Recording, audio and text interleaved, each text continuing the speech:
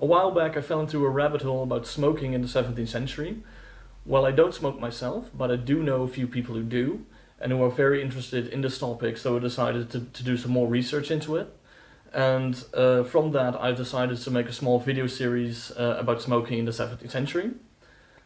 First we're going to talk about the history of tobacco and smoking up till the 17th century and into the 17th century in the Netherlands. We're also going to talk about how they purchased their tobacco, and we're going to talk about how they smoked their tobacco, and finally we're going to discuss 17th century stoners. To discuss the smoking culture in the 17th century Netherlands, we first need to discuss where the use of tobacco came from. The use of tobacco goes back about 10,000 years in South and Middle America, and the use of tobacco pipes goes back until about 2,500 years. The Amsterdam Pipe Museum has a good collection of pre-Columbian tobacco pipes. The Europeans will be introduced to the tobacco plant and its use during the expeditions led by Columbus in 1492. And at first they would imitate the smoking habits of the Native Americans. I couldn't find a trustworthy source for this story, but when you research historical use of tobacco by Europeans, you often find the story of Rodrigo de Jerez. Apparently he was present during the first expedition of Columbus. He brought tobacco with him back to the European mainland, smoked out in the open in the town of Ayamonte. After this he was arrested for heresy by the Spanish Inquisition. From the story it's not really clear if he was arrested for heresy or if the smoking was deemed as heresy. But like I said, I haven't found any good sources to prove this story, so if you have any information about the story, please let us know in the comments. But still, the Spanish introduced tobacco commercially in Europe by the late 1520s. From this point, tobacco would be researched by professors and physicians, and after that it would be used for its alleged medicinal properties. A book published in Antwerp in 1576 says that almost all sailors returning from the Americas would smoke tobacco to stave off hunger, thirst, and to renew their energy and lighten their mood. In 1575 there was a garrison of British mercenaries stationed in the city of Gouda.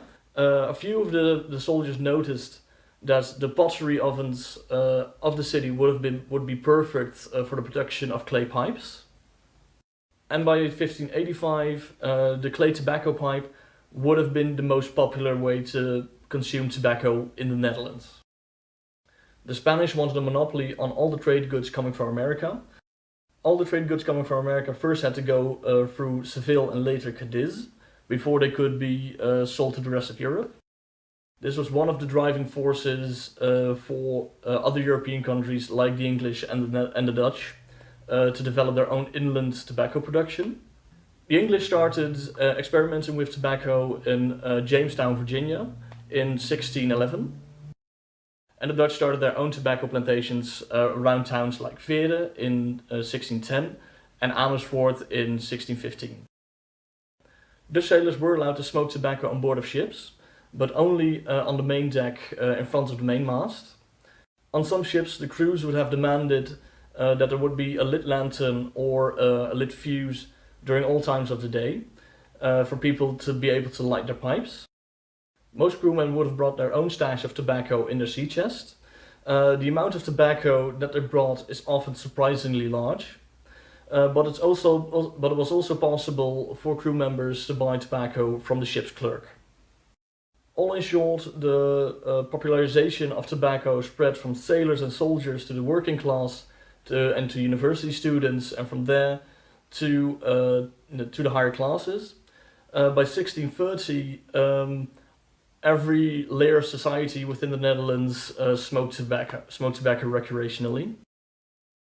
But the smoking of tobacco had its opposing parties, mainly the church. For instance, the first public smoking ban was declared by Pope Urbanus VII, who was only Pope for about 13 days before he died of malaria. But he threatened threatened with excommunication for any member of the church who smoked within the church.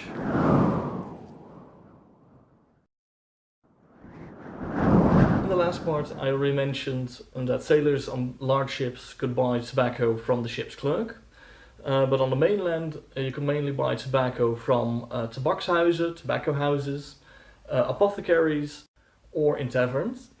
In the taverns, you could also buy already filled small clay pipes that were already loaded with tobacco.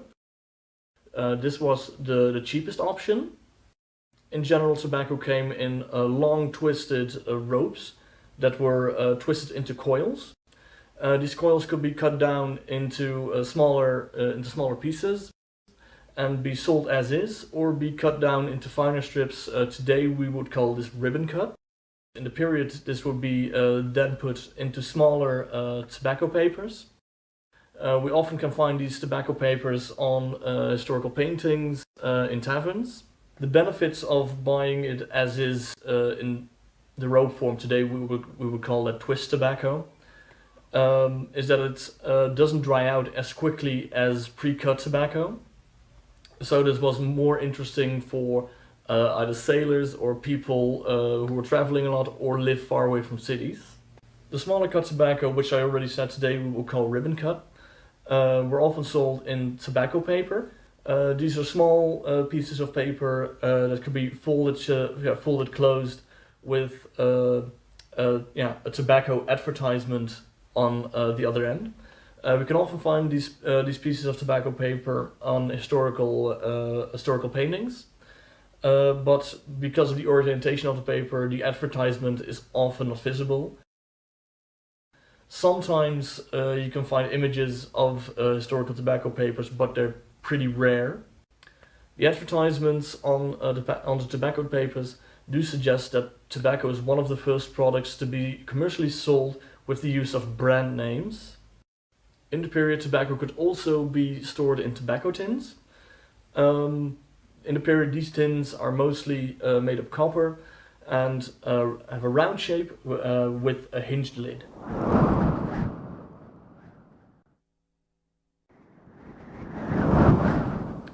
Now we're going to talk about the smoking of tobacco.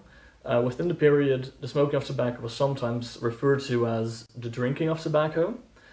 Tobacco in the 17th century would have been stronger than most tobaccos we have today.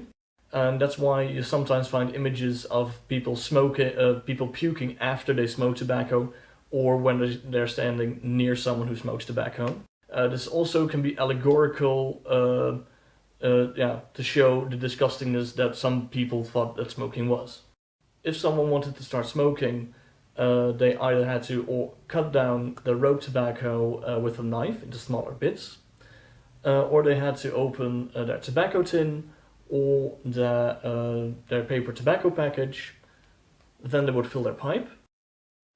Pipes were mostly made of white clay, and in the 17th century they would have relatively small bowls. The higher class pipes did often have longer stems, and they were often varnished. And as the century went on, it became more fashionable to have even longer pipe stems to let the smoke cool down before it reaches your mouth. From about the 1630s, 1640s, we see a higher level of pipe accessories, mostly by the rich. For instance, pipe thampers. For instance, a lower class person would probably just use a piece of wood or something else to thamp their pipes, but a higher class person would probably use a purpose-built pipe thamper to show off. Pipes could be lighted in a few different ways. The easiest is a candle. Up from there we have a burning piece of wood. They could also be lighted from coals or sulfur matches. These are small sticks of which the tips have been dipped in sulfur. This makes them easy to light with an existing fire or with char cloth and flint and steel.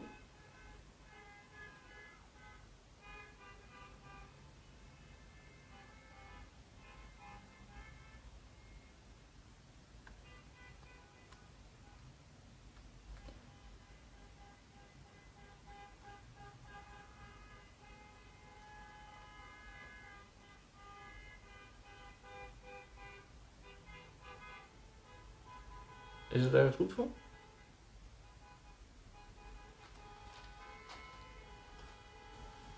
You also have rush lights.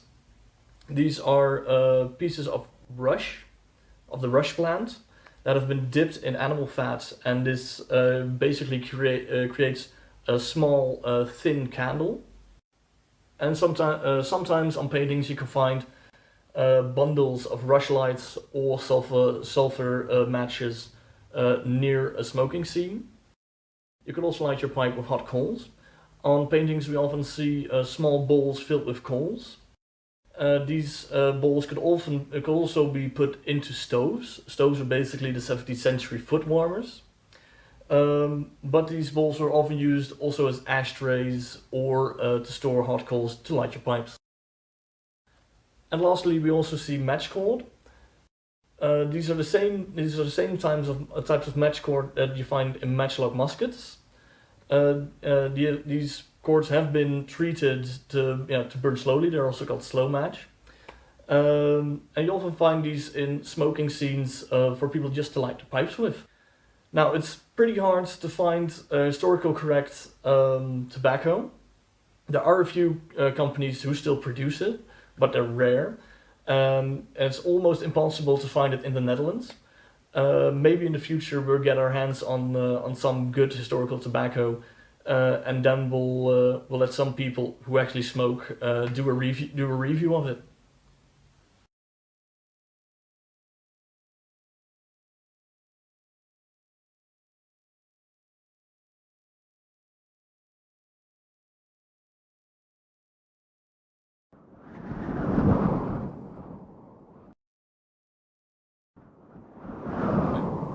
And now we're going to talk about 17th century stoners. Before tobacco came to the European mainland, there already was a very old tradition of burning certain plants, herbs, and spices for their alleged medical benefits and mind-altering properties, and then breathing in the smoke. Shortly after tobacco was introduced, people started to add things to it to enhance the flavor and add to its effects. Hallucinogenic ingredients like hemlock, deadly nightshade, and thorn apple would be added to tobacco and even to beer for their hallucinogenic properties. In the 17th century, all these concoctions would all be called belladonna, and they were strictly prohibited by the church and the government, but people still found ways to use them. One of these additives was cannabis.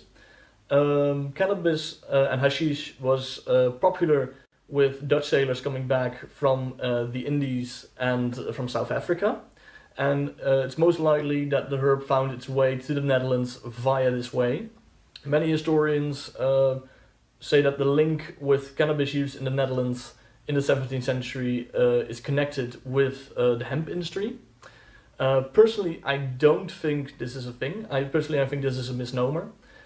Since the cannabis plants used in the hemp industry have longer stalks and less flowers, and the plants contain almost no THC. THC is the active ingredient that gives cannabis its desired effects when ingested or smoked. Okay, so I have to interrupt myself here. Because after filming this video, I came across another theory that's also plausible, that the amount of THC in the hemp plants was cultivated out. Plants with a higher amount of THC were indeed, like I said earlier, smaller and had shorter stalks and bigger flowers. And within the hemp industry, these plants were deemed to have less quality because they produced less material to work with, and that's why they were often just discarded and thrown away. But I don't have actual sources or proof to substantiate this claim. If we don't have sources or proof for the things we say, we mention it. And for all the other stuff we say, we have sources down in the video description. The biographer of the painter Adriaen Brouwer states that the painter enjoyed the use of cannabis. In the painting The Smokers, you see a self-portrait of Adriaen Brouwer, surrounded by colleague painters that were also friends of him. And it's widely believed that in this painting you can see the effects of smoking cannabis. And if you ever speak to someone who smokes cannabis recreatively, they will also tell you that the different facial expressions on the painting show different states of being under the effects of cannabis.